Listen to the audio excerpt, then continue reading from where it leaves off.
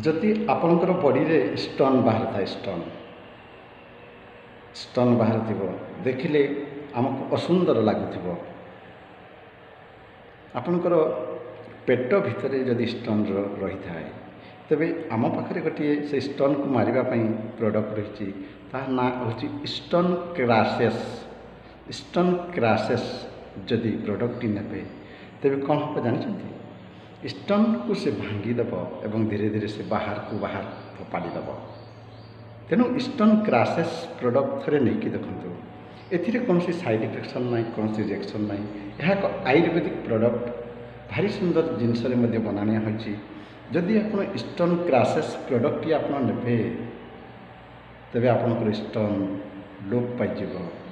आप खूब शीघ्र उपशम हो पारे तेणु थे मात्र स्टोन क्रासेस प्रोडक्ट नहीं देखु स्क्रीन रे नंबर दिखाई